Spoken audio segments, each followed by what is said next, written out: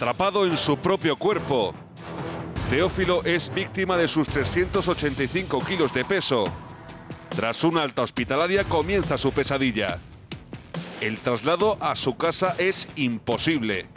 Horas interminables dando tumbos hasta que es ingresado de nuevo.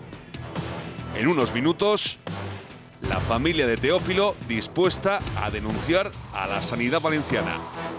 Bueno, antes de eso, ya les anunciaba que vamos a buscar una última hora, la de las labores de búsqueda en Génova, después del desprendimiento de parte de ese puente, de ese viaducto que ha causado hasta el momento 39 víctimas mortales.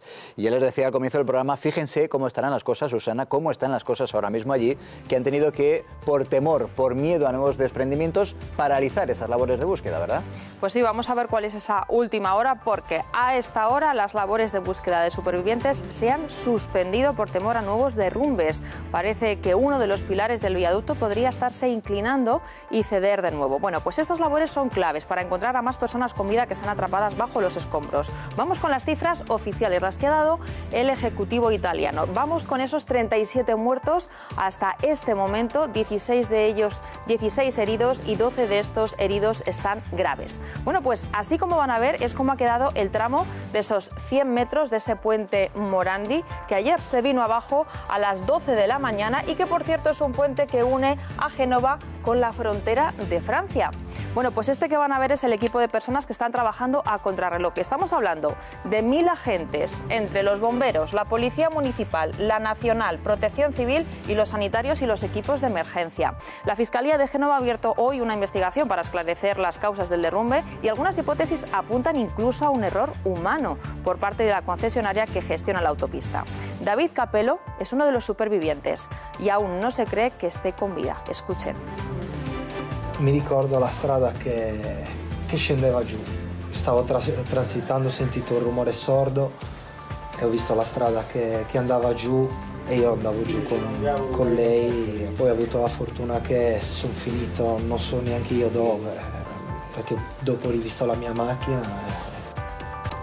La empresa Autoestrade es la concesionaria responsable del mantenimiento del puente y además ellos han contado que estaban haciendo trabajos para asegurar el pavimento. Bueno, pues bien, el gobierno italiano ha exigido la dimisión de sus directivos y el ministro de Industria, Luigi Di Maio, les ha amenazado con retirarles la concesión. Analizzeremo i contratti e siamo pronti a revocare le concessioni e a dare multe fino a 150 milioni di euro. Y otra de las mayores preocupaciones ahora es qué va a pasar con las personas que tienen sus casas bajo ese puente que han sido evacuadas. Estamos hablando de más de 600 que no pueden entrar en sus hogares ni siquiera para recuperar sus pertenencias. El alcalde de Génova, Marco Bucci, les ha asegurado que serán reubicadas. Le case che sono sotto sono a rischio e noi certamente non vogliamo mettere a rischio i cittadini. A loro sarà data una casa nuova e faremo tutto il possibile perché questo succeda il più in fretta possibile. Bueno, vamos a tratar de explicar qué pudo pasar en ese puente para que se viniera abajo ese tramo de apenas 100 metros de carretera con ese resultado tan fatal. Y para eso vamos a saludar a Javier Manterola. Don Javier, bienvenido, muy buenas noches. Buenas noches. Bueno, uno cuando está ante un ingeniero de caminos, canales y puertos tiende a quitarse el sombrero, ¿eh? Si además está ante una eminencia que es premio nacional, ya se pone en primer tiempo de saludo. Y si encima es usted de Pamplona, ya rozamos lo sublime, ¿eh? Bueno, ¿qué pudo pasar? Vamos al asunto de Génova. ¿Qué pudo pasar en ese puente? De ese puente siempre se ha hablado de que tenía problemas. Un ingeniero famosísimo que se llama Morandi, Riccardo Morandi, un excelente ingeniero que hizo un puente como el de Maracaibo, y este es casi una copia exacta del de Maracaibo hecha posteriormente. Las causas de la caída de un puente no las sé porque realmente no sé la investigación que se está haciendo. Yo he presupuesto una hipótesis que podría dar lugar a lo que estoy diciendo y que además coincide un poco con lo que decían, que no dejan entrar ni siquiera. Todo el puente está en peligro. Lo cierto es que es muy probable. Yo he oído rumores de que hay problemas de corrosión en el acero, es decir, los tirantes, que son los que salen de las torres, de las dos torres, sale un tirante hacia un lado y otro tirante hacia otro, son de hormigón, pero dentro está metido el acero que lo sostiene realmente. El hormigón de fuera simplemente va a protegerlo. parece que este acero interior, por falta de conservación probablemente, se corroyó demasiado. Y al corroerse un acero, pierde sección y por consiguiente, ante la misma fuerza, puede romperse. Es lo que yo barrunto que ha podido ocurrir en los tirantes de un lado. Y entonces se ha desprendido el trozo de tablero que soportan, pero lo más importante es que la torre, que es así, y que tenía un tirante por aquí y otro por aquí, compensando su esfuerzo, lo que ha ocurrido al dejar de existir este por la caída del tablero, entonces el otro ha tirado de la torre hacia el lado y lo ha podido romper la torre. Es muy posible que haya sido eso y automáticamente se cae la torre y el tramo anejo. Sí, dígame. No, y creo que si el problema es de corrosión, esto es una hipótesis, no quiere decir que no han dicho nada las autoridades italianas y en las técnicas no ha salido nada, pero es muy posible que esté todo el puente mal, desde el punto de vista de la corrosión. Quiere decir, y además eso es muy difícil de arreglar si no es destruyéndolo. Yo creo que ese puente va a acabar en el suelo, lo tirarán todo. Lo que pasa es que ese puente está también metido en medio de la ciudad de Génova, está lleno de edificios por todos lados. No es difícil ni siquiera de derribar, claro. Es difícil de derribar incluso. No sé cómo lo harán, porque lo harán bien, pero lo que sí es cierto es que es un puente peligroso. Yo estuve allí en Génova hace ya bastante tiempo. Intentaba hacer un puente a través del puerto de Génova, pero con ese motivo me fui a ver este puente que entonces le llamábamos la Polcevera. No me dejaron entrar porque estaba en reparación. Estoy hablando hace 20 años. Este puente tiene unos 60 o 70 años, es del 64. Tiene unos 60 años de construido. Hace 20 años o así no me dejaron entrar, pero no sé si la reparación era una cosa sustancial de la resistencia del acero o era simplemente que estaban repavimentando o poniendo las juntas bien. Eso no lo sé porque no me lo dijeron. La cuestión es que yo no pude entrar. Yo conocí a Morandi en España hace ya, diría yo, ya 50 años, hace 50 años. Era un hombre muy afable, un excelente ingeniero, que inventó ese puente. Realmente los puentes atirantados, que es la clase de puente que estamos hablando, lo desarrollan principalmente los alemanes en acero. Bueno, lo cierto es que el primer puente de ese tipo lo desarrolla un español que se llamaba Torroja, un famosísimo ingeniero español, se llama Torroja, en el acueducto de Tempul, que está en Huelva. Bueno, la cuestión es que pasaron años y entonces recogen la tecnología los alemanes y hacen una serie de puentes todos de acero. Y entonces Morandi sale con un puente de hormigón. Yo me acuerdo, pues yo ya era ingeniero cuando se construyó ese puente, esto nos produjo una sorpresa a todos enorme porque era de una audacia y de una genialidad estupenda. Y de hecho, en ese puente los tirantes no los hizo Morandi como él quería hacerlos, sino se los hicieron los alemanes. No sé si la razón es esa por la que no se ha caído, pero Morandi y el puente de Maracaibo es fantástico. Y este era bueno, yo de hecho fui a ver el puente, porque yo conozco muchos puentes y naturalmente me gusta estar en los puentes que son punteros. Y ya siempre se hablaba de problemas que tiene este puente, que si no sé qué, que si no sé cuántos, cosa que entonces no me ha asombrado demasiado que este puente se haya ido al suelo con una tragedia tremenda. Claro. En España, lo apuntaba también usted ahora, hay puentes, hombre, no iguales, pero sí en diseño con cierta similitud. Vamos, Susana, si te parece, a repasar algunos de ellos porque tenemos especial interés en que nos explique cómo se revisan, cómo se mantienen esos puentes, porque, entre otras cosas, también siguiendo su hipótesis, estaríamos hablando de un evidente fallo de mantenimiento que explicaría por qué se ha venido abajo. Es decir, entiendo que no es difícil lo que nos explicaba, detectar que hay una corrosión del acero, que es lo que en realidad sostiene el puente. Eso se podría haber detectado con una buena labor de mantenimiento y por eso queremos, don Javier, que nos explique cómo se realizan esas labores. Pero antes, cuéntanos cuáles son los puentes en nuestro país que presentan ciertas similitudes de diseño, de ingeniería con el que se ha venido abajo en Génova. Susana. Pues vamos a hacer, José Luis, un repaso por 4 puentes que tenemos en nuestro país de similar construcción al de Génova y que no están exentos de polémica. Vamos a empezar con el puente del municipio de Martorell. Nos vamos hasta allí y aquí estamos viendo el puente de Magarola, un puente que une a Barcelona con Igualada y que es un puente fluvial. Bueno, pues este puente se inauguró en 1989 y mide 1.570 metros. Bueno, pues se ha deteriorado a lo largo de los años y ha causado en 2 ocasiones varios desplomes. El mayor de todos, el mayor siniestro, fue en el año 2000. Se desplomó y provocó la muerte de 2 jóvenes. Según los peritos, el viaducto se vino abajo porque había deficiencias en una ampliación que se había realizado y no se hicieron las obras de mantenimiento necesarias. A pesar de este incidente, los vecinos de Martorell no tienen miedo a circular por un puente que consideran resistente. Yo me siento muy segura y como que no ha pasado nada, pues la gente ya está muy acostumbrada y si uno mira las columnas están muy fuertes y muy reforzadas.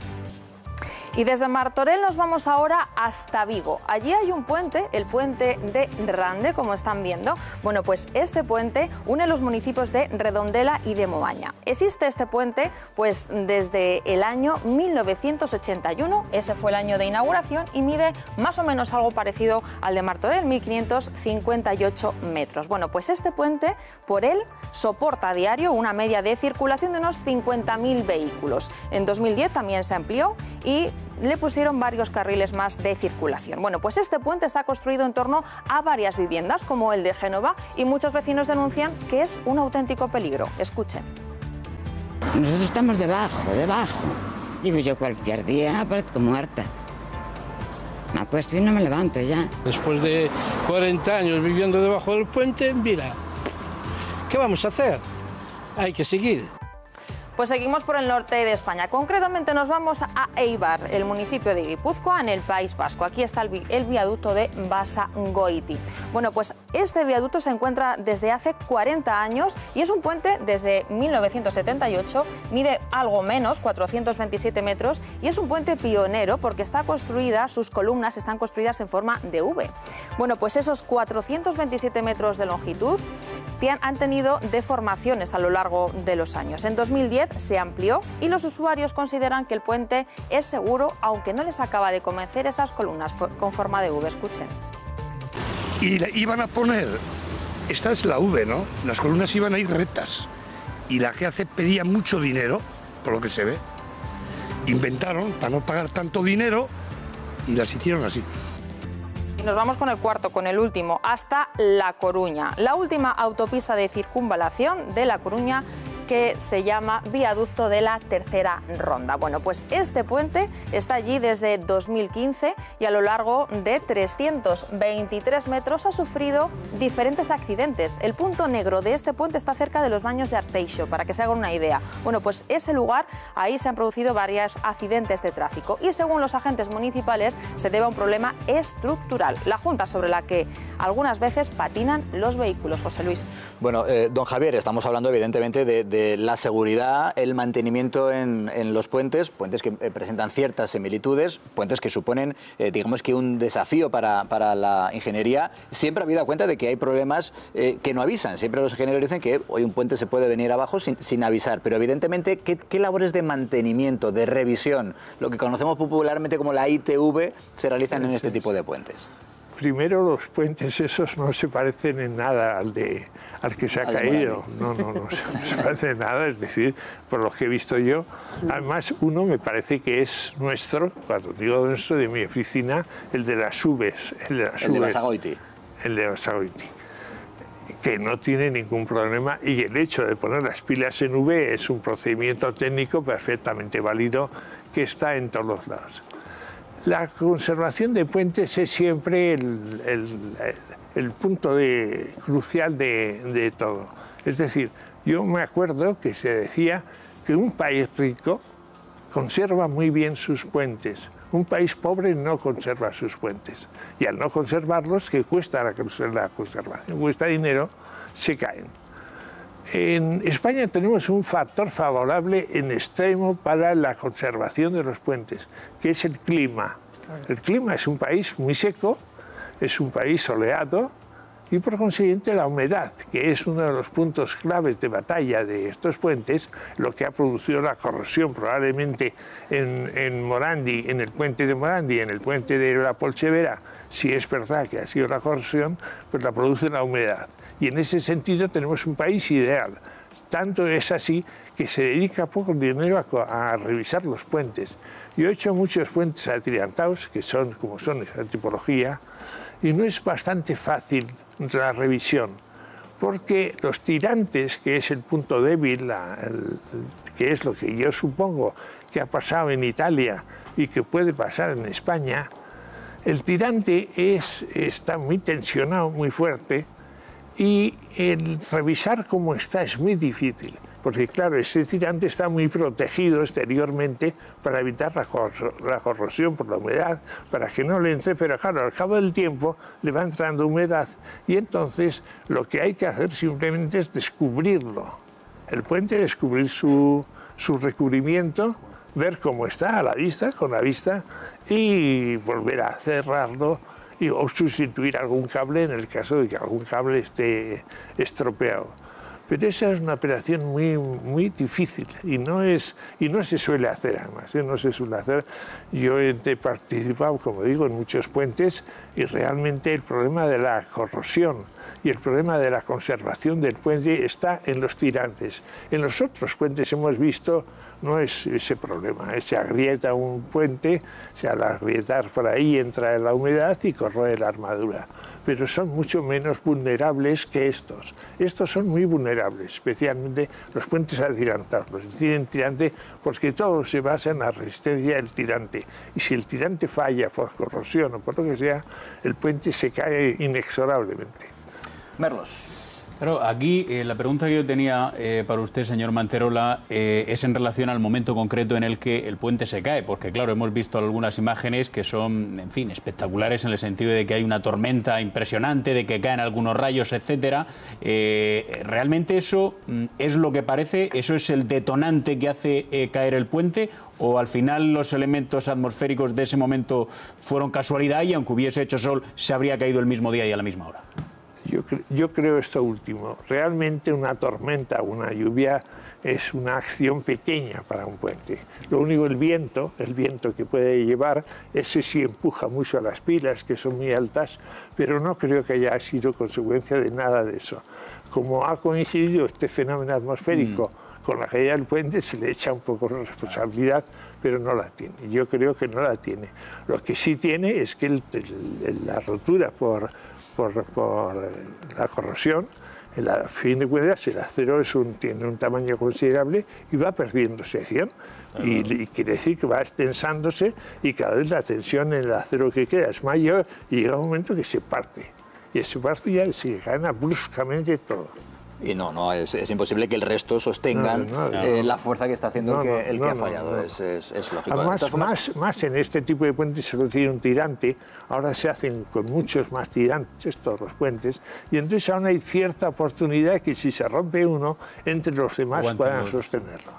Pero con este puente, es Morandi el que inventó ese puente, e hizo 5 puentes que yo sepa con esa misma tipología.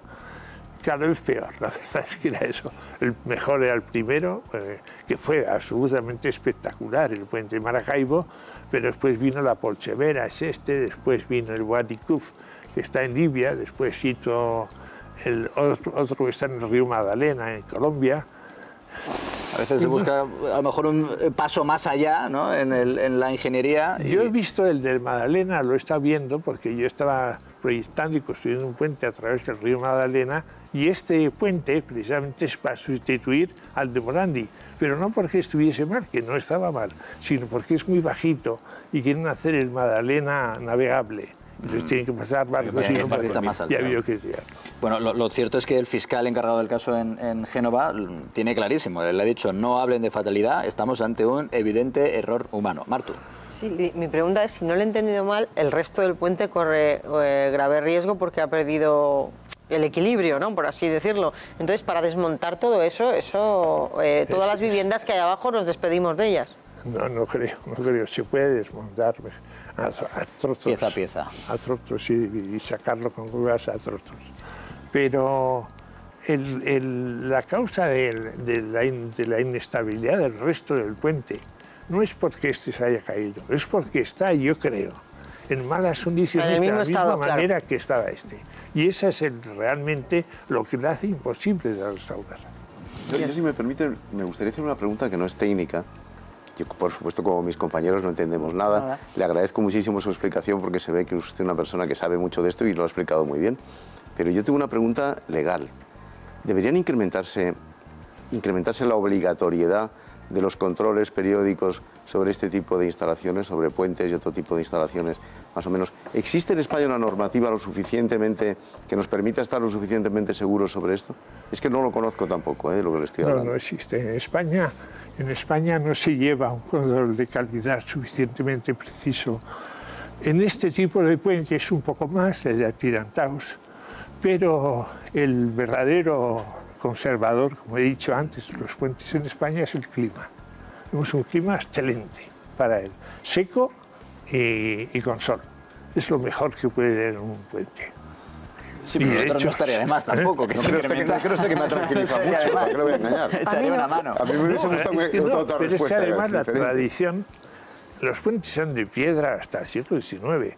Los puentes de piedra no les pasa nada, nunca les pasa nada, no hay acero, no hay nada que se corroa. Cuando empieza el hormigón armado, ya empieza a haber problemas. Se agrieta, el agua penetra hasta el acero, corroe el acero y empieza a tener problemas. Generalmente los puentes normales no tienen demasiados problemas en España, ni en el mundo en general. Estos, los atirantados, los tirantes, sí tienen muchos problemas porque si tú metes la corrosión en uno de los tirantes y se rompe, se cae el puente. Claro. No es que el puente se sujete más o menos. Pues la verdad es que nos ha dejado, no sé si preocupados, pero... Yo muy tranquilo. Por lo menos ilustrados. Tenemos buen tiempo y eso ayuda a los puentes. No estaría de más que hubiera un incremento en las revisiones, al menos de este tipo de puentes. De verdad que ha sido un auténtico placer, don Javier Manterola, conocerle. Pero si les ha ayudado... Nos ha ayudado muchísimo. Nos ha ilustrado. Nos ha preocupado un poco al final con esto, pero es lo que hay. Es lo que hay. Muchísimas gracias. Yo le decía que toda una eminencia en la ingeniería de nuestro país, don Javier Manterola. Vamos a hacer una pausa muy breve para hablar también de inmediato, ya le decíamos, con la familia, con la tía en concreto de Teo, de ese joven de 34 años que tiene una enfermedad, obesidad mórbida, y que ha sido, la verdad, que tratado de una manera manifiestamente mejorable en su traslado del hospital de Manises, donde ya le dieron el alta en contra del criterio de la familia, a su casa. Claro, Teo pesa 380 kilos y se les ocurrió la muy mala idea de transportarle, además sin ningún tipo de protección, en un camión de mudanza. Lógicamente la familia está muy molesta y se plantea denunciar tanto al hospital como a la Consejería de Sanidad de la Generalitat Valenciana. Ahora hablamos con ellos.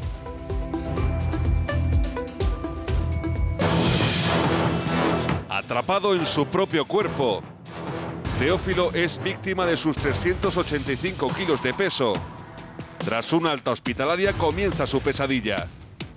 El traslado a su casa es imposible.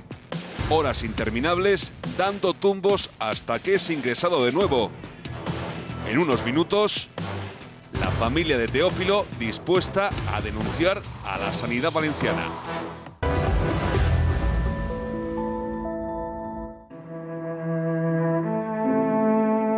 Se cumple un año de los atentados de Barcelona. Volvemos a las Ramblas.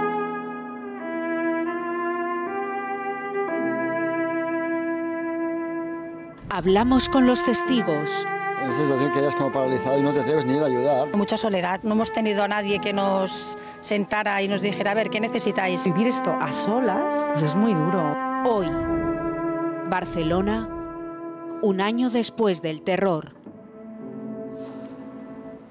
Como les decía, vamos a hablar ya de Teo, que es ese joven de 34 años con un problema, una enfermedad, obesidad mórbida, que además se viene agravando de una manera muy notable en los últimos días. Solo en la última semana su peso se ha visto incrementado en unos 20 kilos hasta llegar a 380 kilos de peso, lo cual a su vez le ocasiona problemas también serios, problemas respiratorios, por los que su familia obviamente decidió llevarle al hospital.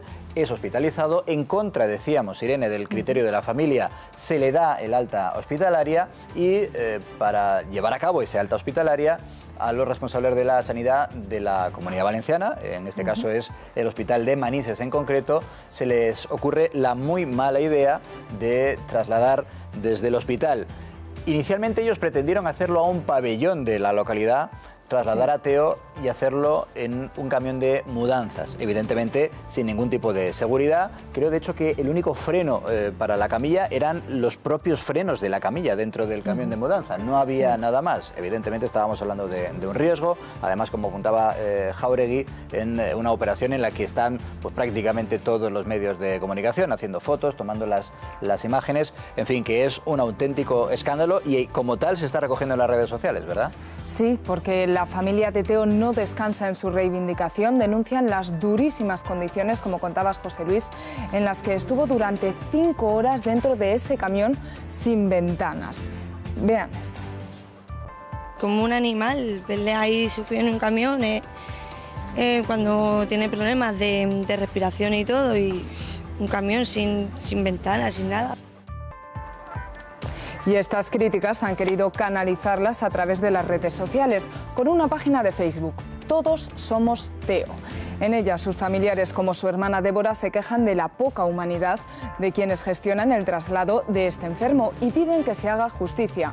Buscan una solución, aunque haya que mover cielo y tierra, todo para evitar situaciones como esta.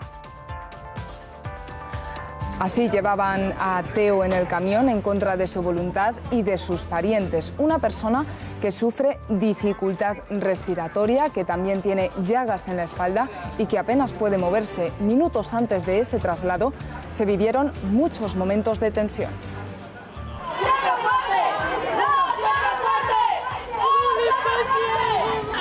Bueno, afortunadamente parece, José Luis, que el hospital al final se va a hacer cargo del enfermo, de Teo. Sí, esa parece que efectivamente es la última hora. Claro, es que es de puro sentido común. Lo que no tenían que haber hecho, aparentemente al menos, es darle el alta. También en aras del cumplimiento del sentido común. Cuesta creerlo, ¿no? Si no lo ves. O sea, claro, te lo cuentan y no ves las imágenes. Terrible. Y es absolutamente imposible. Y yo estoy absolutamente a favor de denunciar estos tipos de casos, porque es cierto que yo creo que en nuestro país la medicina, los médicos son fantásticos, la sanidad pública en la mayoría de las ocasiones también, pero estos casos hay que denunciarlos porque a veces por problemas a lo mejor burocráticos, el mes de agosto pasan cosas absolutamente inconcebibles y por el bien de todo el sistema de salud estos casos no pueden quedar impunes. Pero ¿no? Marta, ¿cómo se puede tolerar? ¿A quién autoriza ese alta? Tan tercermundista como que este señor lo meten en un camión? Por cierto, no lo han dicho, pero creo que no tenía aire acondicionado. No tenía. Un señor que tiene dificultades respiratorias a una temperatura de 30 y tantos grados. 5 horas, Fernando, 5 horas. 5 horas metido ahí en un camión de mudanzas. Es que me parece una historia absolutamente increíble en un país desarrollado, con la sanidad, como muy bien dice Marta, con la sanidad que tenemos en España, que es una sanidad, oye, que estamos en el liderazgo mundial. Es increíble que ocurra esto. Pero si lo primero que no se tendría, no hace falta ser médico, yo entiendo que no hace falta ser médico. Si hay una persona que tiene un sobrepeso que le lleva al borde de la muerte por un fallo respiratorio que se produce de forma acelerada en 2 meses, ¿cómo se te ocurre y en pleno mes de agosto, que cuando llegó al pueblo, pues lo primero que hicieron fue, lógicamente, apareció la gente ahí en el pueblo con botellas de agua para socorrerle? Igual ¿Cómo se te ocurre sacarlo del comportamiento inhumano? También es verdad que siempre este tipo de historias dejan la otra cara en el pueblo se levantaron directamente cuando querían arrumbarlo. ¿A quién se le ocurriría la brillante idea de sacar a este chico de un hospital con 380 kilos y arrumbarlo en un pabellón polideportivo, en el que si no se llega a levantar el pueblo, al final lo ingresan también? Luego está el tema del camión de mudanzas, que es una cosa lamentablemente exótica, porque resulta que no había una ambulancia que soportase 350 kilos, pero vamos a ver, si un coche utilitario cuando va montada 5 personas ya está soportando por lo menos 300 kilos o más, ¿cómo no va a haber una ambulancia? ¿Cómo no va a haber una ambulancia que soporte 380 kilos de peso? Si no la hay, desde luego es un desastre. Pero si la hay y no se utilizó para transportar a Teo, es que es peor todavía. Y yo, en el caso de la familia, desde luego no tendría ninguna duda. ¿Cómo no se va a denunciar esta situación? Pues vamos a saludar precisamente a la familia, en concreto a Isabel, a la tía de Teo. Isabel, ¿cómo estás? Buenas noches. Pues mira, estamos muy preocupados por su salud, ¿vale? Gracias a Dios ya van a atenderlo en condiciones. Parece ser que van a buscar una manera adecuada para atenderlo en la mayor brevedad posible, pero no sabemos ni cuándo ni nada. Porque ahora mismo, Isabel, Teo, ¿dónde está? ¿Dónde se encuentra? Está en box, con oxígeno y nada más. No nos dan explicaciones de la salud, no le dan ni medicaciones ni nada. Es decir, está en un box de urgencias a la espera de destino. Claro, a la espera de una habitación en condiciones y ya a partir de ahí pues hospitalizarlo en otro hospital y nada más. Porque además veníamos contando, Isabel, que el estado de salud de Teo, de tu sobrino, se ha venido empeorando de manera preocupante y de manera especial muy notable en los últimos días, ¿verdad? Sí, de hecho en una semana para acá entró con 350 kilos y ahora resulta de que pesa 383, nos dice el hospital a nosotros, pero por otros medios nos hemos enterado que pesa 385. O sea, en una semana dentro del hospital ha engordado como unos 35 kilos. ¿Cómo es posible? Claro. Y nos dicen cuál puede ser el tratamiento que a partir de ahora le van a realizar. Evidentemente estáis en un momento de incertidumbre absoluta. Claro. Nosotros lo único que queremos es que se trate en condiciones, que se le retire el líquido que tiene de más, porque es todo retención de líquidos, necesita unas pastillas diuréticas y no sabemos más nada. O sea, ayer fue un desastre en cuanto al alta se refiere. Alta que ustedes como familiares no estaban dispuestos a aceptar desde el primer momento, claro. Claro, no estábamos dispuestos a que él fuera trasladado en un camión de mudanzas, pero otra cosa, él no tenía el alta de ayer, él lo tenía fecha del 8. Ayer se dio el alta a escondidas de la familia, porque se suponía que le iban a hacer una revisión en las heridas, porque tiene heridas en la espalda, tiene heridas en las piernas, bueno, heridas por todo su cuerpo. Isabel, después de lo que hemos estado comentando, un trato que es realmente pues raya lo inhumano, trasladar a su sobrino en esas condiciones, a más de 30 grados, en un camión de mudanza, sin ningún tipo de seguridad interna, sin ni siquiera a una persona, a un joven que estaba sufriendo problemas respiratorios, ni siquiera un aire acondicionado en el camión de mudanzas. Digo, después de todo ese periplo que le han hecho sufrir a su sobrino, al menos alguien les ha pedido perdón. No, no se han pronunciado para nada.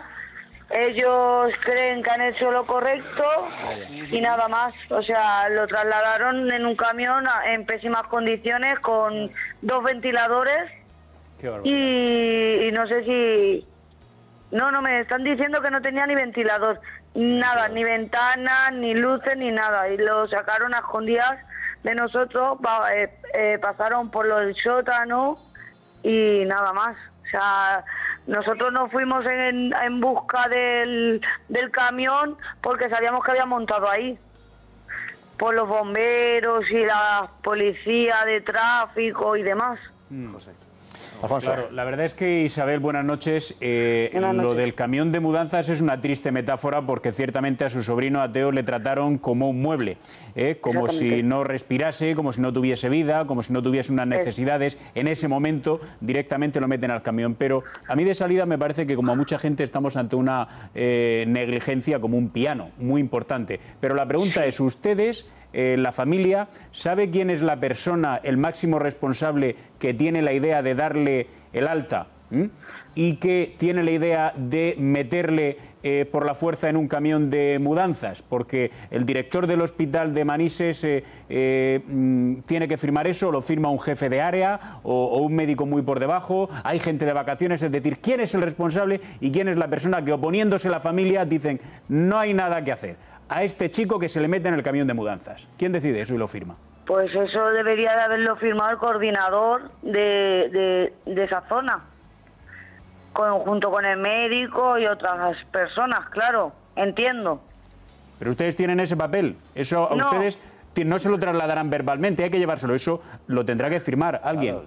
No. O sea, le dieron el alta, que no es alta, ¿vale? Que quiero que quede constancia que él el alta lo tenía dado del 8 de agosto, ¿vale? Ayer no tenía alta ninguna, fue todo a escondidas. Lo sacaron del hospital engañándolo. Claro. Es que ese papel que le dice Alfonso Merlos tiene que estar en algún sitio, del mismo modo que tiene que constar también el no consentimiento al alta del paciente y de la familia del paciente, porque ustedes, Isabel, mantienen su idea inicial de denunciar tanto al hospital de Manises como a la Consellería, ¿no?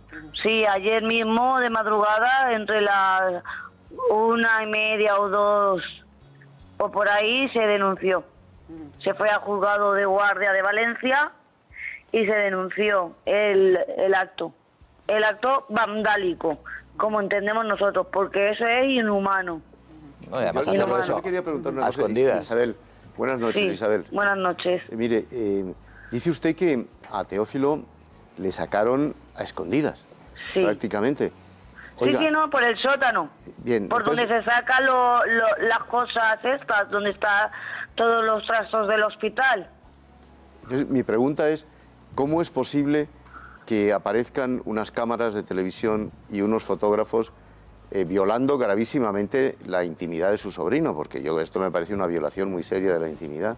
¿Quién avisa a esos medios de comunicación, a esas cámaras, a esos fotógrafos? Vamos a ver, nosotros pedimos ayuda a las cámaras, ¿vale? Porque nosotros lo único que queríamos y queremos que a esa persona se le ayude en cuanto a su salud, ¿vale?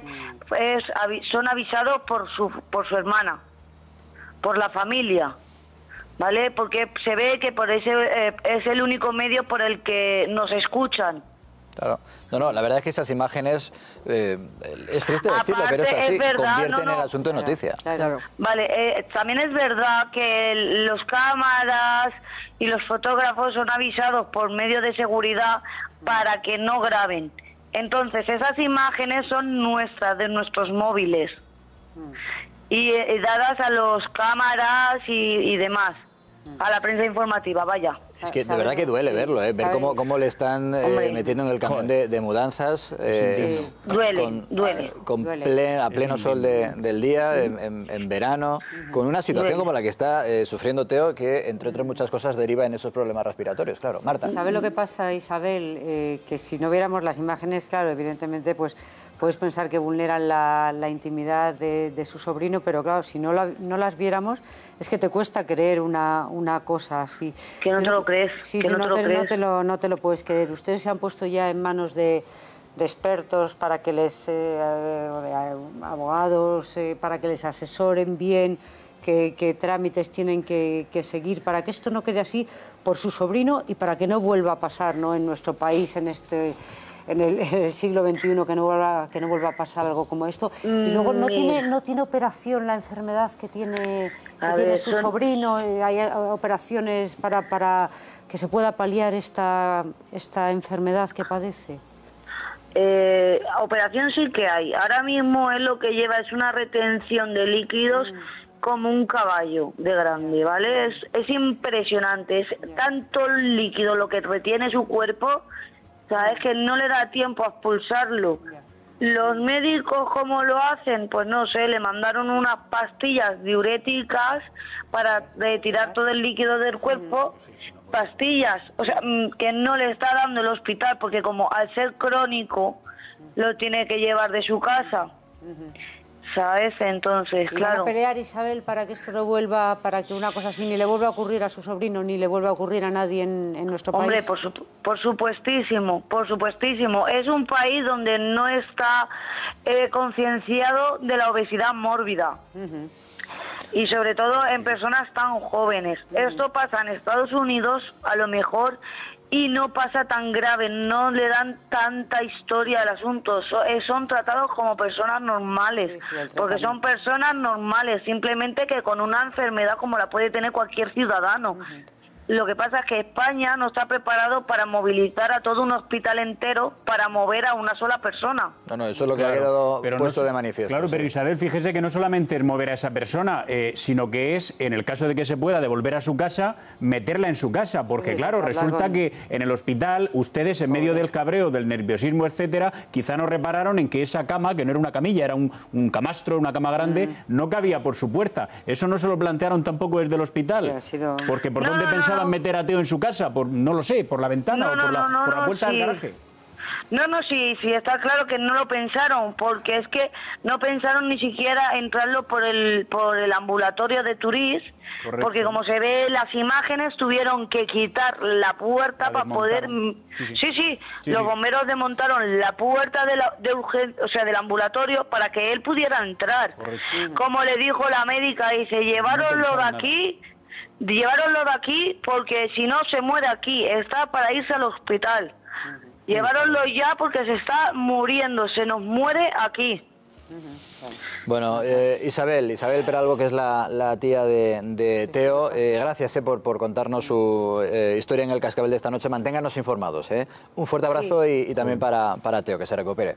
Gracias. Aquí con independencia del tratamiento que pueda recibir, con independencia de... evidentemente tampoco puede vivir en un hospital, no puede vivir en un hospital, tiene que vivir fuera del hospital. Con independencia de todo eso, lo que es evidente es que en este siglo XXI y en este país no se puede trasladar a nadie.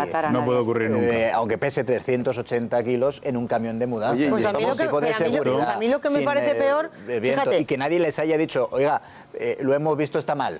A lo mejor mantenemos nuestro criterio de que había que darle el alta, pero desde luego el traslado del hospital a su casa fue un desastre. Pero yo fíjate lo que... estando de acuerdo que no hay ningún ser humano que se merezca que lo metan en un camión de mudanzas y lo traten como un mueble, estamos de acuerdo en esto. A mí lo que me parece más grave es que en la sanidad española hay enfermos de este tipo que tienen solución y no se les esté dando solución. Ahí entramos en un criterio médico. Eso me parece mucho más grave. Porque, claro, se puede operar, no sabemos si este caso... Bueno, pero antes de llegar al nivel en el que en los últimos 2 semanas su vida corra peligro, ha habido años de deterioro físico. En esos años de deterioro físico, realmente una sanidad del siglo XXI como es la española no ha podido ponerle solución. Es que aquí, aparte del riesgo físico en el que se le pone, que oye, no hay ningún profesional que sea perfecto, un médico se puede equivocar en el diagnóstico, todos nos equivocamos y resulta que pensaba que este chico con 385 kilos estaba bien, cuando sale le da un sofocón, pero la cuestión es el daño moral que se le hace a él y a la familia, el trato absolutamente indigno. Y luego yo creo que ha quedado sin contestar la pregunta, que no me parece ociosa, que ha formulado Fernando Jáuregui. Tampoco sé por qué estaban... ha quedado contestadísima. Han sido ellos los que han llamado y me parece muy bien. Y me parece muy bien. Para tomar conciencia de la situación. Me perdonáis un segundo. No me había parecido entender. Si me perdonáis un segundo, yo no entiendo nada de esto, no entiendo nada de obesidades mórbidas, no sé en Martu si esto tenía arreglo o no tenía arreglo, no lo sé. Yo lo que sí me parece indignante en un país democrático es que todavía no tengamos una explicación, que no haya salido el director del hospital de Manises. Esa es otra. El consejero de Sanidad de la Comunidad Valenciana. ¿Esto qué es? Esto es una vergüenza. Incluso... Oiga, no solamente lo sacan a escondidas a este señor, no solamente lo meten en un camión, sino que ahora resulta que no sabemos quién es el responsable, el director del hospital de Manises. No ha dicho ni en esta boca es mía. Esto sí que me parece indignante. Yo no entiendo nada de si tiene o no tiene curación. Pero qué menos que llamar a la familia y pedirle perdón. Lo que iba a decir, no lo ya vendrán las explicaciones, pero hombre, pedirle perdón a la familia y darle un trato humano a unas personas que están sufriendo. Alfonso. Ya la opinión sí, pero primero a la familia. La opinión pública también merecemos una explicación. Que es una persona que no puede ni caminar, que no puede ni levantarse, como es obvio, de ese camastro, ¿no? Yo no pongo en discusión, obviamente, no pongo en discusión las decisiones médicas. No pongo ni siquiera en discusión el alta médica, porque no lo sé. No sé cuál es el cuadro en concreto, ni lo sé, ni es mi competencia y ni lo haría nunca. Pero lo que es una evidencia es que el traslado del hospital a su casa, no puede ser así para ninguna persona, ni para Teo, ni para nadie. Pues muy bien no lo deben haber hecho porque lo han tenido que volver a transmitir y ahí está otra vez. No lo sé, no lo sé, pero es que ahí no puedo opinar, porque no tenemos el cuadro médico completo y no podemos opinar, y evidentemente el criterio de un médico está por encima de lo que podamos aportar nosotros. Pero es que estamos hablando de otra cosa, estamos hablando de que se traslada a una persona, a un chico, a un joven de 34 años... Y con una imprevisión total. Claro, con una imprevisión. Si al final, e indecencia. Si al final es el traslado y dices, bueno, pero esto es una auténtica chapuza, ¿cómo se le puede meter a una persona y trasladársela, llevársela media hora del hospital a su casa? Pero es que no es media hora, es que se le mantiene 5 horas dentro, establado, 5 horas dentro. Porque no saben qué hacer con él porque no cabe por la puerta de su casa. Claro. Y luego, si durante todo el día de hoy se está planteando que hay unas denuncias contra la dirección del hospital, contra la propia consejería, hombre, un poco de sensibilidad incluso al margen de dirigirse a la familia, también a la opinión pública, que es un asunto que está en primera plana de los medios de comunicación durante todo el día, y los responsables que están siendo denunciados aquí no tienen absolutamente nada que decir. Tenías la sensación un poco, hablábamos con la tía, ¿no?, de la típica señora, pues un poco indefensos, ¿no? Pues no sabía quién le tenía, si era el coordinador, quién le tenía que haber dado ese papel con el alta. Entonces, bueno, pues al final dices, es terrible que salgan las imágenes, pero eso nos hace a los medios de comunicación, a todos, concienciarnos de que eso ocurre. A veces ocurre con personas muy mayores, que los hospitales, yo lo decía antes y coincidía con Fernando, que la sanidad es muy buena, pero a veces hay burocracia o hay cosas que funcionan mal puntualmente, gente que sufre mucho, y eso hay que denunciarlo y hay que evitar, y esto es un paradigma de lo que no puede ocurrir, ¿no? Esto que estamos la verdad es que, siendo sinceros, las imágenes son duras porque lo son. Las imágenes es verdad que afectan a la intimidad del paciente, de Teo en este caso, pero verdad, siendo sinceros, si no hubieran existido esas imágenes, nosotros mismos no estaríamos hablando de esto, porque no lo sabríamos. No nos lo creeríamos. Vamos a estar pendientes de la evolución en el estado de salud de Teo y si al menos alguien pues tiene algo que decir, ¿no?, del traslado, insisto, yo no del cuadro médico, que ya es complicado de por sí, pero al menos del traslado. Aquí todo el mundo se colga medallas, pero luego cuando ocurren cosas nadie asume la responsabilidad. Eso es. Despoblación, la curva demográfica que se manifiesta, entre otras cosas, Irene, en eso, en la despoblación. Hay muchos pueblos de nuestra España, del centro, sobre todo de la península, que se están quedando vacíos. Hay alguno que se resiste, con uñas y dientes, a ser una de las víctimas de esa despoblación, ¿verdad? Sí, hablamos del pueblo Portalrubio, que tuvieron una iniciativa muy original. Todo comenzó hace un año. La fachada del ayuntamiento de Portalrubio estaba muy deteriorada y querían restaurarla de una manera impactante. Así que contactaron con el artista Frescales. Y el resultado es este que ven. Ahí ven el ayuntamiento antes y después de esa mano de pintura muy necesitada, una necesidad que aprovecharon para visibilizar su gran problema, la despoblación. Por eso eligieron un buitre como símbolo de la soledad y de la extinción. Y en Twitter, como siempre ya saben que comentamos a redes sociales, la Asociación Cultural del Pueblo no ha dejado de anunciar las novedades de esa campaña para acabar con la despoblación. Por ejemplo, el siguiente paso, la llegada de nuevos habitantes. Eso sí, son de mentira, son de cartón.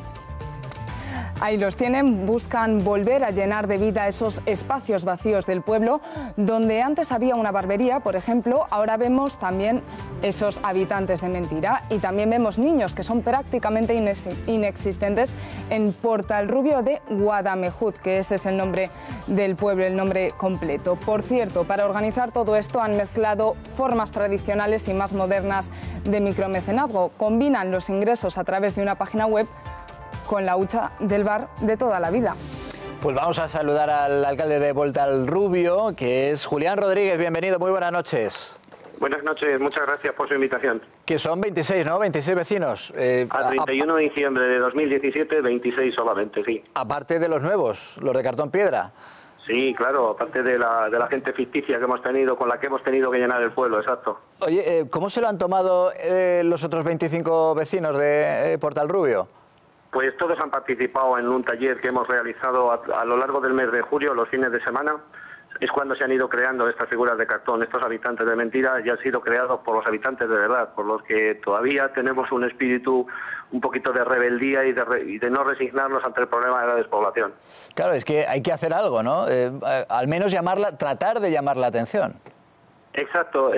Un pueblo de 26 habitantes, como pueden ustedes comprender, no tenemos suficiente fuerza demográfica como para ejercer otra protesta que no sea intentar visibilizar como sea el problema. Es decir, mostrarnos ante España y por supuesto que nos conozcan, porque creemos que nuestra desaparición es prácticamente inmediata a medio plazo, si no se corrige de forma drástica la tendencia.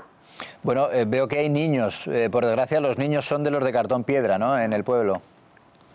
Sí, por desgracia son niños de cartón piedra. Hasta el año pasado no teníamos ningún niño en el pueblo. Desde el año pasado vino una familia y se empadronó. Tenemos un solo niño en el pueblo, un chiquillo de 9 años. Pues eso yo creo que lo dice todo cuando usted explicaba que, claro, están abocados a la desaparición a medio corto plazo. Sí, Fernando. Le pregunta al alcalde Fernando Jáuregui. A mí se me ocurre una cosa, señor alcalde. El problema de la despoblación no es un problema solamente de su pueblo, es un problema que está en muchas ciudades de España, en muchas regiones, sobre todo del centro. Oiga, ¿y esto, ser un poco más tolerantes con la inmigración, no nos ayudaría?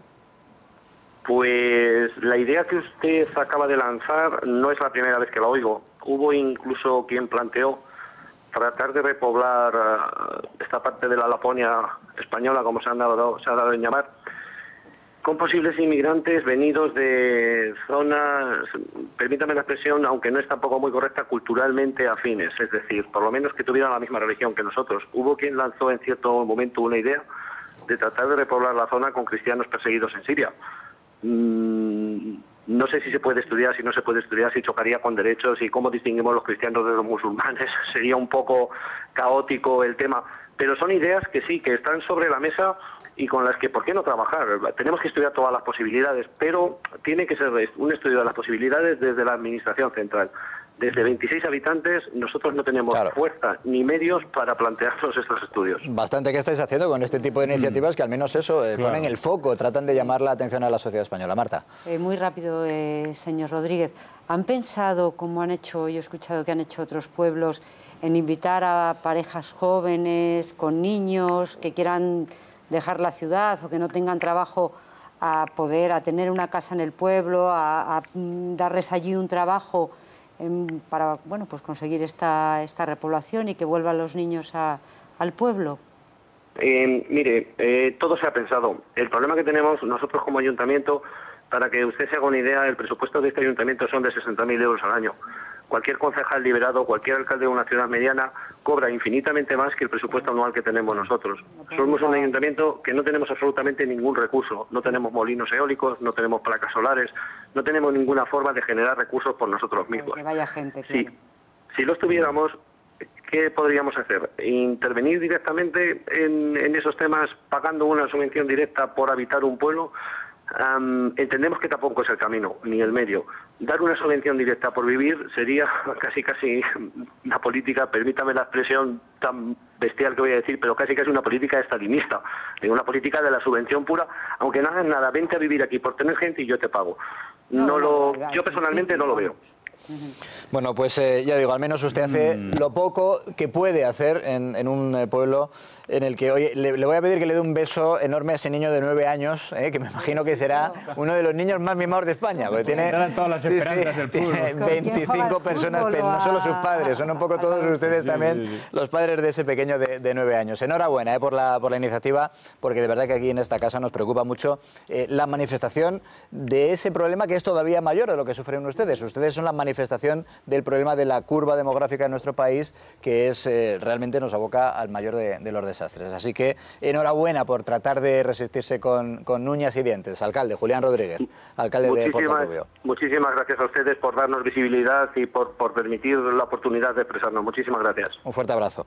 Bueno, vamos a hacer una pausa para volver de inmediato a la Rambla. Ya les decía al comienzo del programa que estamos en la semana del recuerdo, el recuerdo de las víctimas de los atentados yihadistas de el viernes se cumplirá un año. Vamos a hablar con algunos de los que por desgracia lo sufrieron en primera persona. Hasta ahora.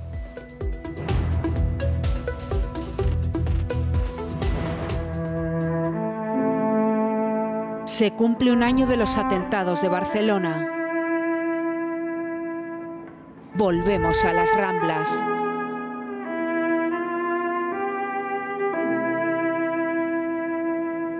Hablamos con los testigos. En esta situación quedas como paralizado y no te atreves ni ir a ayudar. Mucha soledad. No hemos tenido a nadie que nos sentara y nos dijera, a ver, ¿qué necesitáis? Vivir esto a solas pues es muy duro. Hoy, Barcelona, un año después del terror.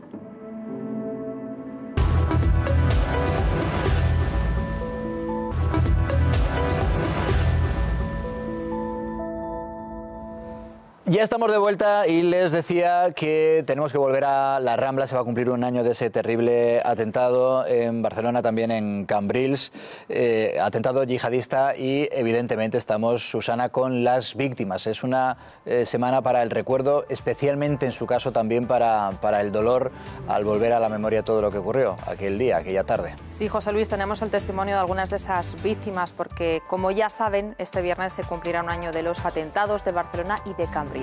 Un 17 de agosto que se ha quedado grabado en la retina de los que vivieron aquellos momentos. Yolanda Ortiz, por ejemplo, paseaba por las Ramblas con su hijo de 10 años cuando la furgoneta terrorista embistió a 2 personas justo delante de ellos. Asegura que su pequeño está vivo por un segundo, pero continuamos con más testimonios. La Audiencia Nacional sigue investigando, como saben, los atentados yihadistas que dejaron una factura de 16 muertos y más de 300 heridos. Pues bien, Cristóbal García fue uno de los primeros Mossos de Escuadra que llegó al lugar. Y continuamos porque Rubén Guiñazu paseaba con su pareja por Cambrils cuando le sorprendió el coche de los terroristas estampándose contra el de los Mossos. Vamos a recuperar, José Luis, porque vamos a ver estos testimonios después, el vídeo. Efectivamente, antes evidentemente lo que hay que hacer es pues tratar de poner... Parece mentira tener que decir esto, pero ojalá que lo del viernes especialmente sea un acto única y exclusivamente en recuerdo a las víctimas. Parece mentira tener que poner esto lo primero en el debate, porque el riesgo de que no sea así, Merlos, existe, es evidente que existe. Sí, es un riesgo. A la prueba nos remitimos de la manifestación la misma semana de los atentados. Sin entrar en detalles, ¿no? Pero en este país tenemos la desgracia de que el terrorismo ha sido un fenómeno que incluso con todo el dolor y el sufrimiento que genera, pues en ocasiones ha sido politizado. Yo quiero creer que no va a ocurrir así, que ha habido un calentón, que ha habido un rifirrafe, que las posiciones pues están por una parte sobre todo muy extremadas y se ha generado una tensión innecesaria, y a mí me parece que lo que tendríamos que hacer es sencillamente, empezando por los representantes de las instituciones del Estado, rendir tributo a las personas que fueron víctimas de aquellos horribles atentados en Barcelona y en Cambrils, y hacer una reflexión desde luego sobre lo que está haciendo nuestra democracia y nuestro Estado de Derecho para protegernos mejor de este tipo de enemigos. Y todo lo que trascienda a eso, claro, si vamos a empezar en la batalla y en la guerra de los lacitos, de los mensajes, de que el jefe del Estado tal y cual, me parece verdaderamente deplorable. Pero es que al final vamos a tener que agradecer que se haga lo normal, ¿no? Que yo lo decía al principio, ¿no? Esperemos que el viernes, sobre todo, bueno, pues mañana ya hay empiezan en Ripoll los homenajes, pero que el viernes sea un homenaje de verdad a las víctimas. Va a haber un Consejo de Ministros extraordinario, ya hay un discurso institucional de Torra, y por favor, que no caiga en la tentación de introducir el más mínimo reivindicación independentista, que yo creo que lo va a hacer y nos vamos a equivocar. Es verdad que la ANC y Òmnium Cultural dicen que no van a participar en los boicots, otra cosa, los comités estos de defensa, los CDR, pero bueno, pues vamos a ver si asistimos a algo que nos congratule y que nos sintamos todos con las víctimas, o a otros espectáculos. ¿Pero cómo nos va a congratular? Si es que es imposible. Sí, es imposible, por eso te quiero decir que vamos... Están puestos todos los elementos para que eso no sea así. Por eso te quiero decir que efectivamente, que vamos a asistir a algo terrible el viernes. Perdona, si quieres hacer un homenaje a las víctimas, haz un homenaje a las víctimas, pero no hagas una manifestación de las características de las que se va a hacer, porque es que es imposible que allí no haya alteraciones. Yo siento mucho que esto sea así, siento mucho la estrechez de miras, es que Torra es muy estrecho de miras, pero es que la verdad es que han pasado muchas cosas, desde hace un año han pasado muchas cosas. La fotografía de la manifestación del año pasado, resulta que el 70% de los dirigentes que están en esa fotografía, en la que está Felipe VI, y está Puigdemont, y está Mariano Rajoy, está Soraya Sáenz de Santa María, está Ada Colau, y en segunda fila están Junqueras, Turull, Rull, Romeva. el 70% de esos señores ya no van a estar en esa fotografía. Y esa fotografía, ese encuentro, que se produce, por cierto, en el Palau de la Generalitat... Pero eso me da más igual. Mira, me importa más las víctimas que no van a estar ese día como causa del atentado. Te quiero decir que eso es lo que me importa el viernes. Yo lo único que digo es que ese es un día que va a ser un follón. El viernes, espero, a mí me encantaría que no lo fuese, pero lo va a ser. Yo solamente recuerdo que hace un año, si me dejas, Marta, un momento. Sí. Recuerdo que hace un año en el Palau de la Generalitat, antes de la manifestación, hubo un encuentro entre Puigdemont y el rey. Estaba ahí Mariano Rajoy también, estaba también Oriol Junqueras, creo, estaba Ada Colau, estaba Soraya Sáenz de Santa María. Hablaron tranquilamente, con toda normalidad. El clima político se ha deteriorado tanto que eso nunca más va a volver a pasar. No va a haber una conversación Quintorra, Felipe VI, ojalá sí lo hubiese. Una cosa, pero Fernando, pero si es que ni siquiera es lo más importante. Si aquí estamos hablando de una amenaza tan grave como la del terrorismo yihadista, y lo que en todo caso habría que hacer es el análisis de por qué se produjo ese atentado, por qué no se pudo evitar, si ahora cuando llegan alertas, como llegaron en su momento de Bélgica, ¿qué se hace con ellas? Si hay determinada información que manejan los Mossos de Escuadra, si la ponen en común con el Centro Nacional de Inteligencia o con el Centro Nacional de Coordinación Antiterrorista, si los señores de la CIA envían una alerta como enviaron, ¿qué ocurre ahora con esas alertas? Ese es el nivel de análisis que interesa. Y luego, insisto, pues el señor Torra, estoy de acuerdo contigo. O sea, es que no le podemos pedir peras al olmo, pero yo sí que desde luego... Hombre, sí podemos. Bueno, es que yo creo que hay cosas son imposibles, pero en fin. No todo tiene solución y no todo es posible, pero yo sí que espero que, digamos, los abanderados y los del lazo amarillo hagan fuertes ejercicios de contención, por respeto a las víctimas. Claro, es que en lo del viernes la palabra clave, la palabra mágica es la que acaba de pronunciar Merlos. Respeto. Es que no se pide nada más. Respeto. Martu. Yo, de todos modos, me pasa como a ti, ¿no? Tengo la certeza de que va a ser un sin Dios.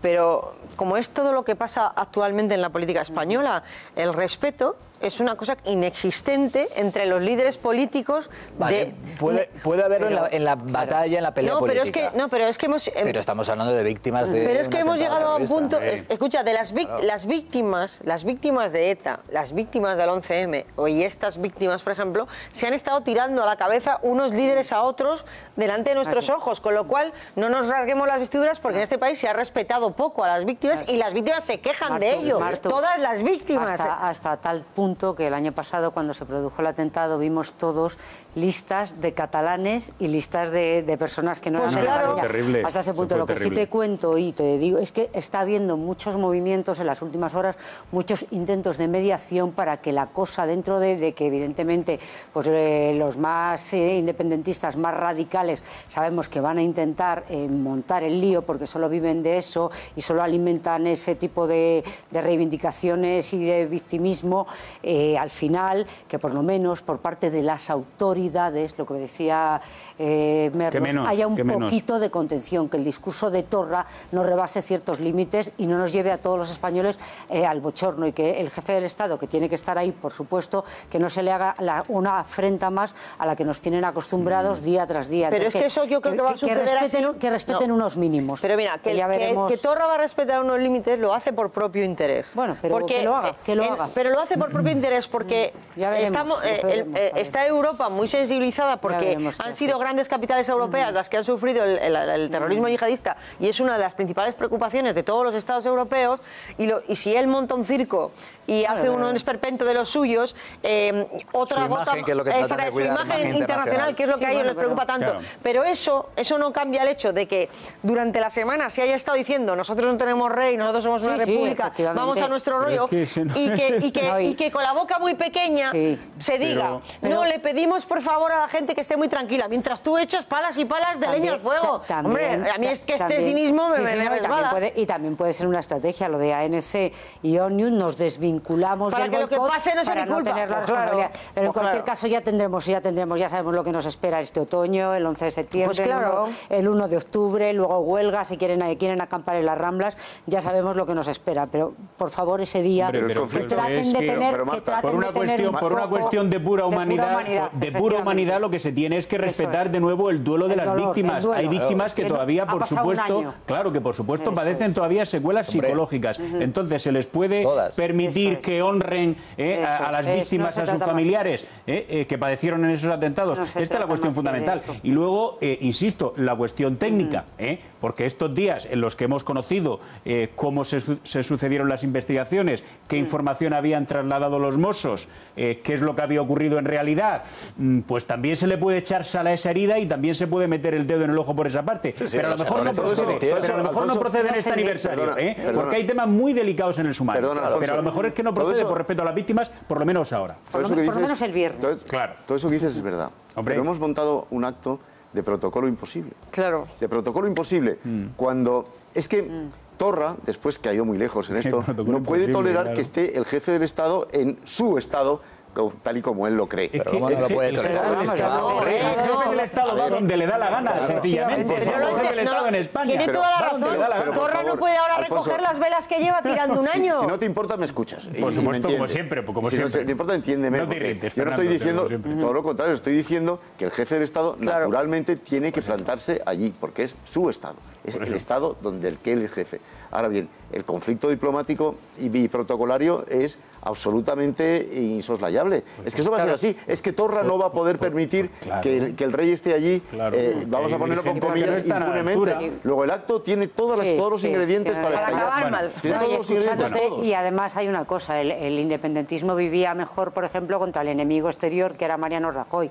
Ahora ya no está Rajoy, entonces, bueno, pues tiene que buscarse a un enemigo y se han buscado al rey con afrentas continuas, no le invitamos, nadie le ha invitado aquí, etcétera, etcétera. Con lo cual es verdad que han puesto, como dices tú, Fernando, han puesto todos los mimbres para que la cosa pueda salir muy mal. Espero equivocarme, de verdad. Su victimismo lo necesitan alimentar ahora con Felipe VI.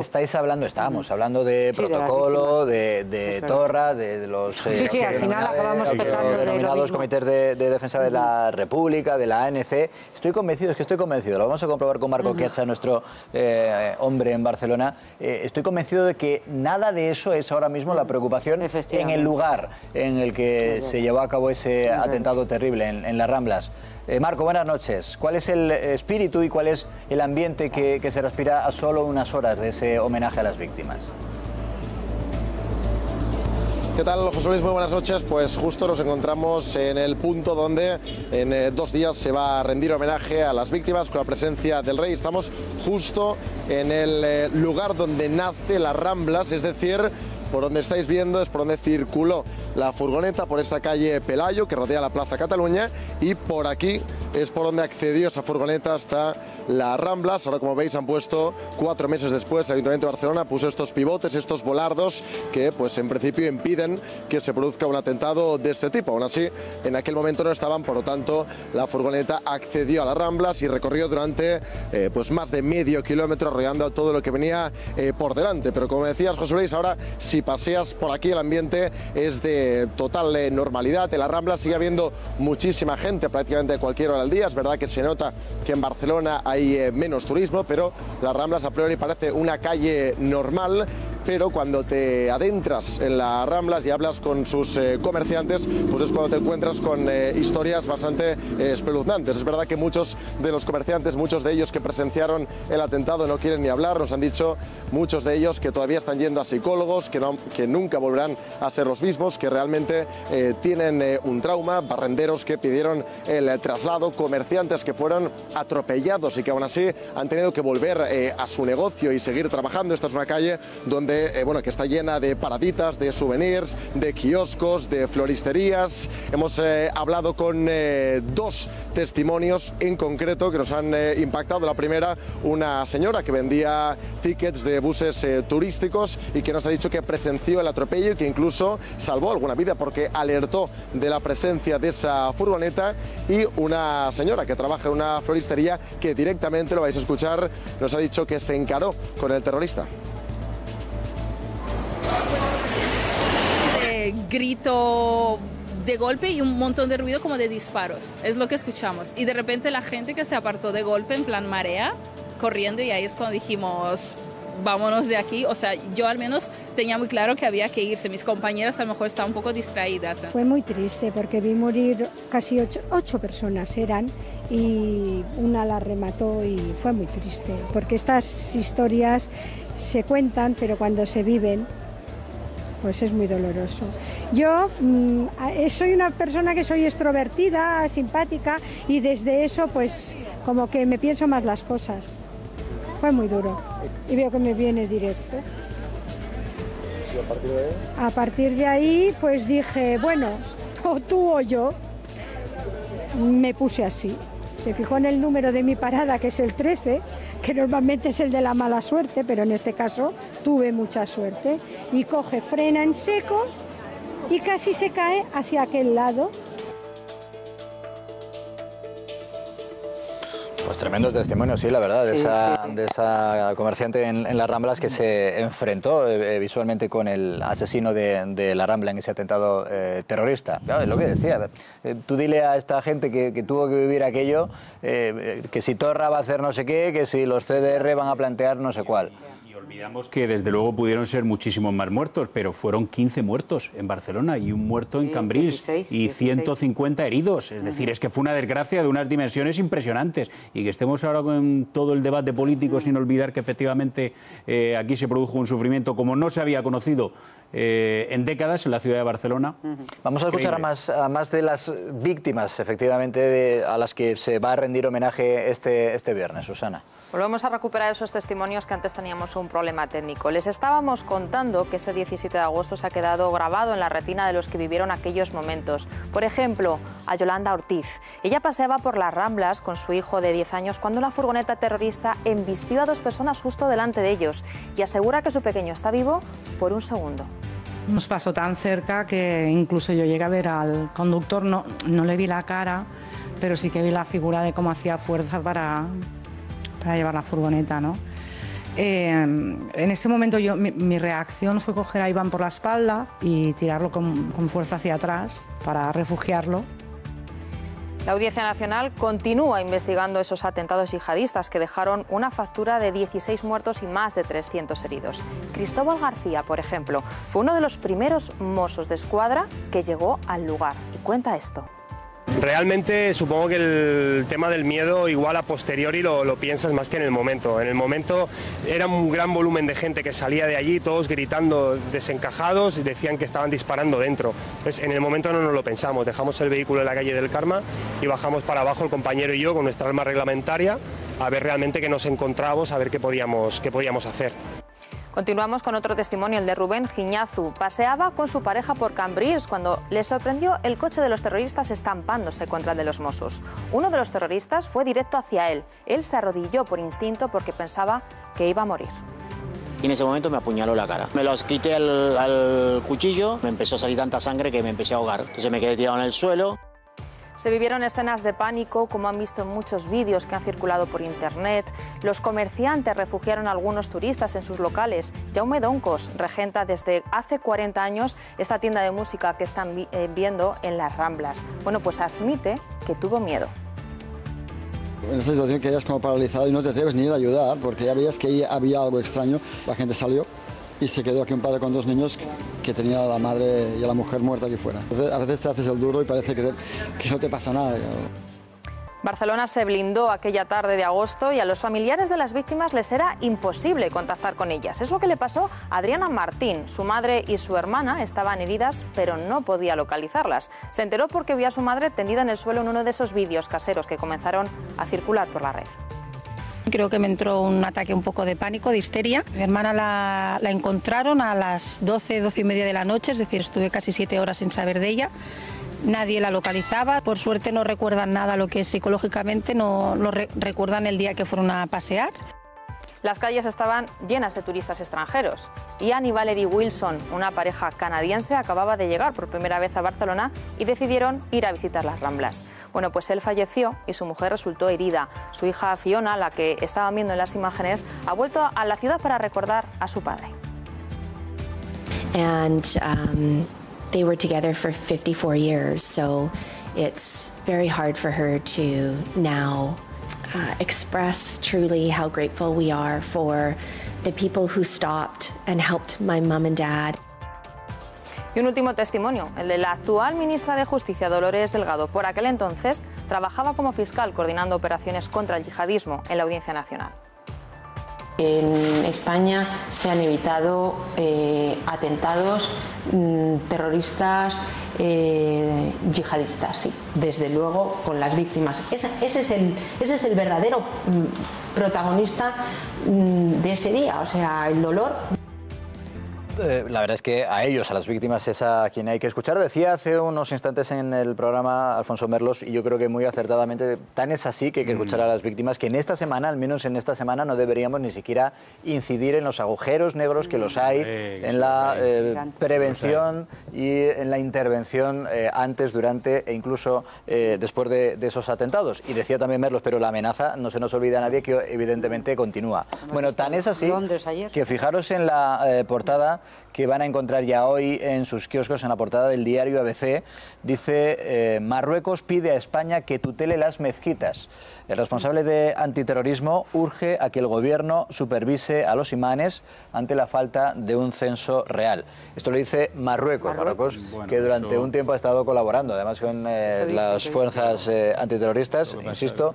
Lo que pasa es que eso en realidad ya se hace sobre las mezquitas, por así decirlo, oficiales. Ahora hay una serie de oratorios, que son muchos, que están fuera de control, y ahí obviamente la vigilancia es más complicada y se hace por otros medios, naturalmente, que no son públicos. Bueno, esa ya digo la portada de mañana del diario ABC, que además ya en su página 2 dice: crece la ira, otro de los asuntos que hemos analizado con detenimiento en el programa, crece la ira en Italia ante el estado crítico de sus puentes. El gobierno de Conte culpa a la Unión Europea. Se le cae un puente y culpa a la Unión Europea. Raro era que no tuviera la culpa de Europa de algo. Un año de estado de emergencia en Génova mientras continúa la búsqueda de supervivientes y sube el número de víctimas mortales. La verdad es que en Italia, yo recuerdo que una eminencia de la ingeniería en nuestro país nos ha dejado un poco preocupados en el programa, las cosas como son. Porque le preguntaba a Jáuregui, oiga, ¿cómo es lo de la prevención, la inversión, la ley en la prevención de los puentes en España? Y dice, ninguna. Tenemos mucha suerte porque el tiempo es magnífico para los puentes, porque como no llueve y no hay humedad,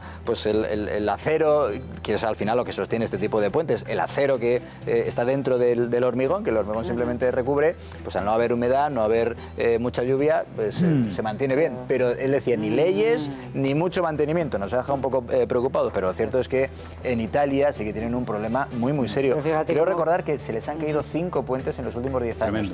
¿Cómo aprovechan para fomentar el euroescepticismo cuando al final son los estados los que tienen la responsabilidad del mantenimiento? Lo que hizo la Unión Europea en su momento, a través de fondos estructurales o de cohesión, dar dinero para construir esos puentes, pero el mantenimiento es de los estados. Pero aprovechan estos partidos populistas o extremistas de derecha pues para fomentar el odio a Europa, ¿no? Dice la opinión también de un experto en el diario ABC, el deterioro de ese tramo era tan claro que nadie pensó en un posible atentado desde el comienzo. Es decir, que lo tenían ya muy, muy claro, como también nos decía nuestro ingeniero esta noche en el programa. Bueno, vamos a ver también la portada del diario La Razón. Dice, la madre de 2 terroristas muertos, están mejor que nosotros.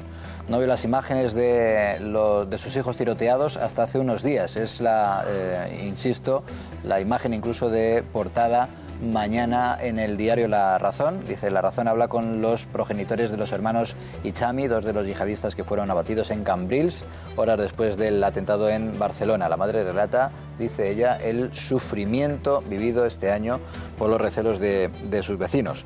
Y otro de los asuntos que hemos debatido a lo largo de la noche, el gobierno subirá, ya lo dan por hecho, aquí todavía hemos mantenido alguna prevención, pero también les decíamos que esto se nos viene encima seguro, la subida de impuestos para tratar de salvar el techo de gasto. Dice, Sánchez negociará con Iglesias aumentar la carga impositiva a grandes fortunas y corporaciones. Nos decían ahí de Líbana que con eso no vale. Lo que significa, que quiere que haya presupuestos del 2019. Sí, pero o sea, que quiere que dure la legislatura. Pero eso va a estar de acuerdo el PNV, porque es que no se nos olvide que los votos del PNV son necesarios. ya del PDeCAT, que se supone que era un partido de derechas y tal, esto ya esta gente ha perdido el norte. Pero el PNV se supone que son esa gente, una derecha, si me apuras, incluso hasta liberales en lo económico, pero gente de orden. ¿Están de acuerdo el PNV en subir los impuestos a las empresas? A mí me extraña.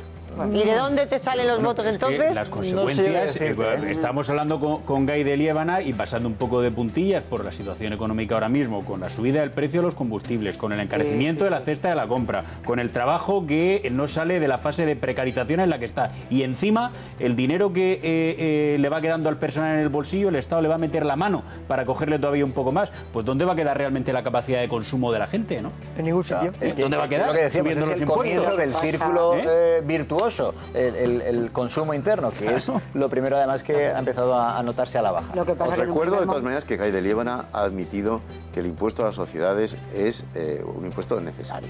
Esto de decir, suben los impuestos, qué horror, yo comprendo que esto tiene un reclamo muy interesante, pero perdona, los impuestos en muchas ocasiones hay que subirlos en determinados tramos de ganancias. Hay muchos excedentes empresariales que tienen que sufrir un aumento de impuestos. ¿Cómo? Que creo que aquí no estamos hablando exclusivamente de eso, estamos hablando de una subida de impuestos. Perdóname, Alfonso, es que no sabemos de qué estamos hablando, porque de momento no sabemos siquiera si van a subir los impuestos. La razón lo da por hecho. Muy buena apreciación. Porque los globos sonda al final suelen acabar, este tipo de globos sonda al final suelen acabar convirtiéndose en realidad. Bueno, y además es que el gobierno de verdad lleva una racha desde lo de Franco con el Valle de los Caídos, desde lo de se va a terminar el diésel. Bueno, vamos a sacar a Franco inmediatamente. Bueno, inmediatamente es cuando. Bueno, dentro de poco. El diésel se va a terminar. Se le pregunta a la ministra, ¿pero cuándo se va a terminar el diésel? Bueno, exactamente no se ha planteado del todo. Y ahora estamos en lo de los impuestos, 3/4 partes de lo mismo.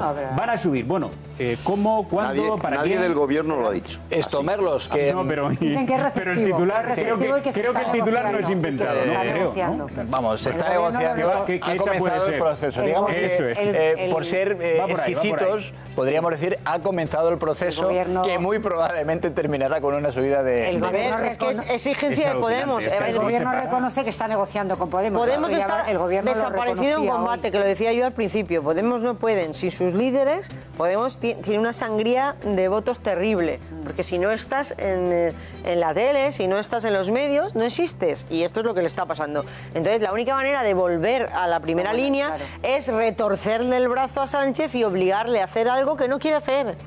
Y lo que ocurre es que, insisto... O sea que sí. Pero el tema es que hay muchos socios de gobierno para este asunto y yo no veo a otros socios de gobierno, ni al PNV ni al PDeCAT, de verdad los veo yo en esta línea. Luego el mensaje también el mensaje de se suben los impuestos para subir el techo de gasto. Hombre, si me dicen no, se suben para que tengamos mejores hospitales, para que tengamos mejores colegios, para que tengamos una mejor justicia. Eso es un titular. No, pero te digo que el mensaje que recibe la opinión pública es, oye, pues muy bien. Pero al final sabemos lo que va a pasar. No dudes que lo van a vender así, que luego no será para eso, pero no dudes que va a decir, no, pero para la sanidad, el titular para la será propagandístico, será vamos a subir los impuestos a los ricos, a las grandes empresas, a los bancos, y al final, por desgracia, pues todo eso acaba ya tocando el bolsillo. Eso es una leyenda. Oye, Merlos, que en La Razón no viene en la portada, pero no porque no haya pasado, sino porque no les ha dado tiempo a incluirlo. Sí les ha dado tiempo en la portada de ABC. El Atleti ha ganado 4-2 la Supercopa de Europa al Real Madrid. En la prórroga, es verdad que terminaba un partido empate a 2, ¿no? Era el primer partido oficial de Lopetegui, que no entró precisamente con el pie derecho, y hoy el debut ha sido... De hecho, ese es un poco el enfoque del diario ABC Mañana. Bueno, dice, el Atlético de Simeone se impone al Madrid de Lopetegui, los 4 en todo caso, yo creo que al Madrid esta temporada lo estamos comentando antes de empezar el programa, le falta un goleador. Es verdad que con la salida de Cristiano Ronaldo de repente se crea la sensación de que todos los futbolistas... Tú tienes una teoría muy acertada ahí. Todos los futbolistas que han estado tapados van a despuntar. Bale va a meter 40 goles, Asensio 35, etcétera. Bueno, tendremos que verlo, ¿no? Pero bueno, visto así, era un problema tener a Cristiano, claro. Visto así, ahora va a crecer todo. Pero en fin, estamos en verano, están arrancando las máquinas todavía. Bueno, sí, te falta un fichaje, ¿no? A ti te falta un fichaje en el Madrid. Bueno, también esa victoria del Atlético de Madrid es la portada ahora mismo en cope.es. El Atlético de Madrid, campeón de la Supercopa. Saúl y Coque ponen por delante al Atlético en la prórroga. Diego Costa con un doblete y Benzema y Sergio Ramos. Mira, Sergio Ramos ha vuelto a mojar por parte del Real Madrid, aunque no le ha servido para llevarse el trofeo, la Supercopa de Europa. En La Vanguardia, la colaboración policial sigue siendo deficiente. Mira, en respuesta también a lo que planteabas, Merlos, la colaboración policial, dice La Vanguardia, sigue siendo deficiente al año, cuando se cumple un año de los atentados del 17 de agosto. No ha cambiado nada de lo que hacía, que la colaboración era mala entonces, porque la cúpula de los Mossos está a su rollo independentista y no quiere saber nada del Estado español. Eso no ha cambiado, porque es verdad que con el 155 parecía que iba a cambiar algo, pero en realidad siguen mandando los mismos, los mandos intermedios son los mismos, los que dirigen las operaciones son los mismos. Claro, con lo cual, ¿por qué va a cambiar algo? Porque ¿a qué lo achacan? A que los Mossos no están en el Centro de Inteligencia sobre Terrorismo. Claro, los recelos siempre están presentes. Pero es que realmente la gran paradoja es que es un organismo que se crea hace más de 10 años, que tiene el CNCA precisamente esa voluntad de quitar las murallas chinas que hay entre cuerpos y de que se colabore y se ponga todo en los mismos ordenadores, y eso vuelve a fallar en el caso de las Ramblas. Yo no sé si las cosas se han modificado o no se han modificado, porque son circuitos de inteligencia, circuitos de información, pero lo que se hizo por parte de los Mossos, no antes de los atentados, después, no fue precisamente un ejercicio de transparencia ni siquiera con el resto de fuerzas de seguridad del Estado. Eso está en el sumario. Tan es así como, fíjate, en la portada del diario El Mundo, de que dice: los Mossos negaron a la policía información clave sobre los atentados del 17A. Por ejemplo, impidieron, cuenta también El Mundo, el acceso al Canar y al puesto de mando en la Rambla. Los agentes no pudieron disponer de la documentación del autor de los atropellos ni de las fotos y vídeos de los terroristas, que especialmente en los primeros momentos son clave. Y les recuerdo que estuvo varias horas uno de ellos huido hasta que finalmente fue abatido. Y atención también a esta noticia de nuestro colaborador, además, Javier Negre, en el diario El Mundo. Mañana hablaremos con él porque tiene trascendencia, tiene enorme trascendencia. Dice, el puerto de Vigo avisó hasta en 9 ocasiones al ayuntamiento de las deficiencias en el pantalán que se vino abajo. 9 avisos de las deficiencias, y a pesar de todo se organizó allí un concierto en el que había 5.000 personas. El Ayuntamiento de Vigo sabía del mal estado del paseo de las avenidas antes de que se derrumbase y provocase heridas a 456 personas. Insisto, esta es una noticia de enorme trascendencia. Bueno, esto es lo que se van a encontrar en los kioscos cuando se despierten. Si tienen mucho interés pueden ir ya a alguna plataforma y ver el periódico entero, el periódico que ustedes elijan entero, pero en principio será lo que se encuentren mañana cuando se despierten. A la vuelta de una pausa muy breve, les vamos a contar también lo que va a ser noticia mañana.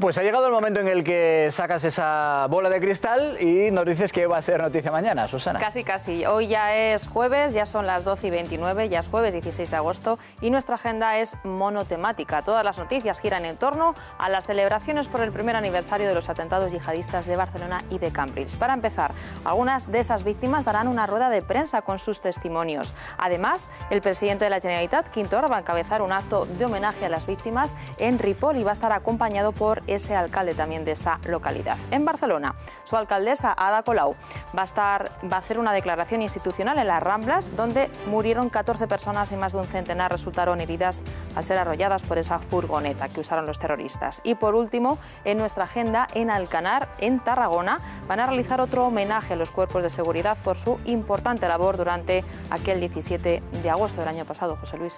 Bueno, y además, en el repaso a las portadas hemos visto cómo en todas, en algunas con más cautela, en otras dándolo ya por hecho, se hablaba de una subida de impuestos, que era por lo que preguntábamos a nuestros espectadores esta noche. Irene, ¿con qué resultado? Sí, pues les preguntábamos por esa posible para algunos y ya hemos visto que segura subida de impuestos para otros, y para nuestros espectadores, para la audiencia, es seguro que va a haber una subida de impuestos, con el 84% de los votos, prácticamente unanimidad por esa subida de impuestos del gobierno de Pedro Sánchez.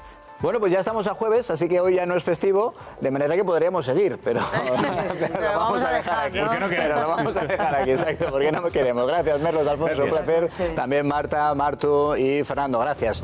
Mañana, que ya, o hoy, cuando se despierten, aquí estaremos, que tampoco será festivo, así que misma hora, mismo sitio, les esperamos. Adiós.